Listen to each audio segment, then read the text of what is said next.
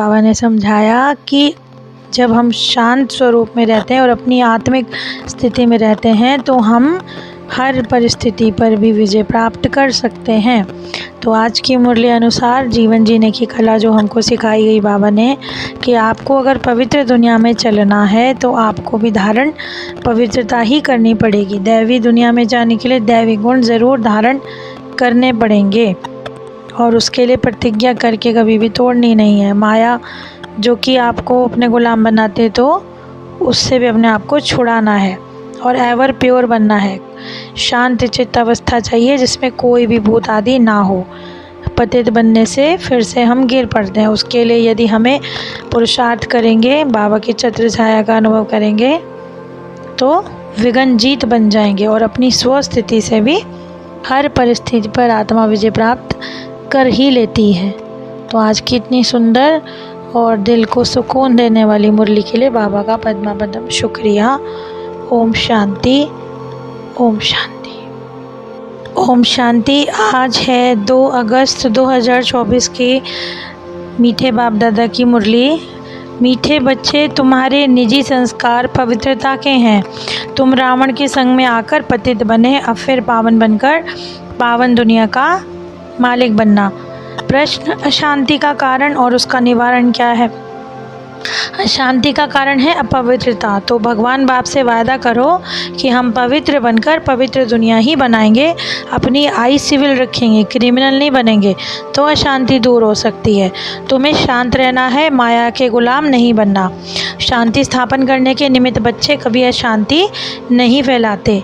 ओम शांति। बाप बैठकर समझाते हैं कि बच्चे अभी गीता के भगवान से वही गीता का ज्ञान सुनकर राजयोग सीख रहे हो।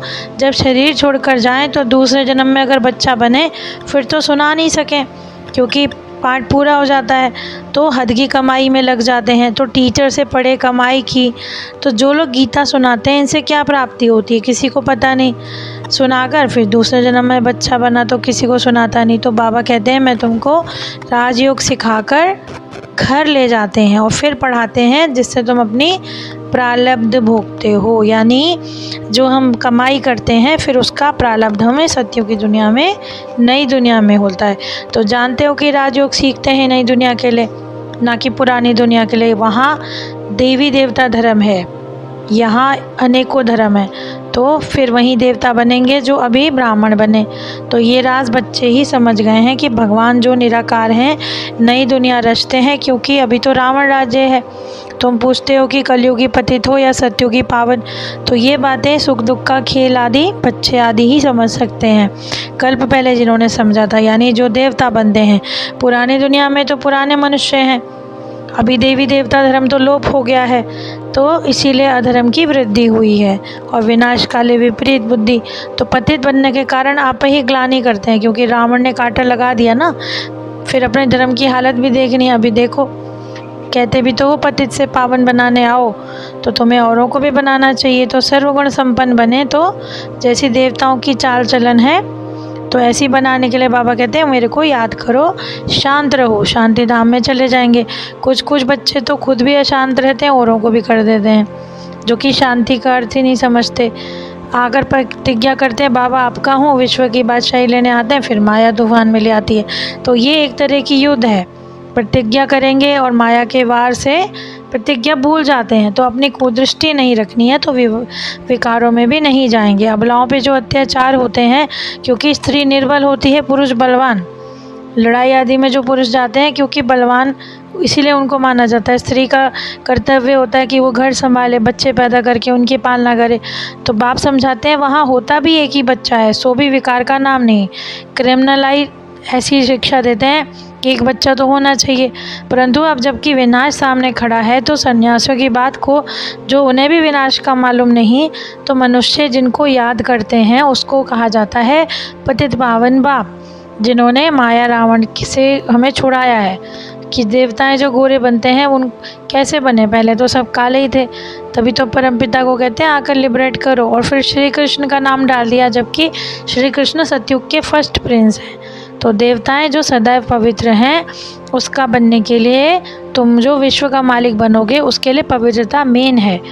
तो अभी जो बाबा की ग्लानि भी कराई, उसके बाद भी बाप कहते हैं मैंने तुमको पावन बनाया, अब तुम ऐसे काम के तो नहीं रहे हेवन में जाने के लिए, लेकिन गुण भी तो हेवन वाले चाहिए। इसमें बड़ी शांत चित्त अवस्था जिसमें क्रोध भी ना हो, तभी नर से नारायण बन सकेंगे। और बाबा यानी भगवान बाप संपूर्ण निर्विकारी ही बनाते हैं। अच्छा मीठे मीठे सिके दे बच्चों प्रति माता पिता का याद प्यार और रूहानी बाप को नमस्ते। धारणा के लिए मुख्य सार है, बाप से पवित्रता की प्रतिज्ञा की तो माया को अपने आप को बचाते रहना, क्योंकि माया का गुलाम नहीं बनना है। इस प्रतिज्ञा को भूलना नहीं है। देवता बनने के लिए अवस्था को शांत चित्त बनाना है, कोई भूत प्रवेश नहीं होने देना है, दैवी गुण धारण करने हैं। आज का वरदान है, फरिश्ते स्वरूप की स्मृति द्वारा बाप की छत्र छाया का अनुभव करने वाले विघ्नजीत भव। अमृत ले ले उठते स्मृति लाओ कि मैं फरिश्ता हूँ। ब्रह्मा बाप को भी दिल पसंद गिफ्ट दो तो आपको बाप दादा बाहों में संभालेंगे। अतीन्द्रिय सुख में झूल रहे हो और फरिश्ते स्वरूप की स्मृति में रहेंगे तो कोई परिस्थिति विघ्न आ नहीं सकती। और आज का स्लोगन है, सुख स्वरूप आत्मा स्वस्थिति से परिस्थिति पर सहज विजय प्राप्त कर लेती है।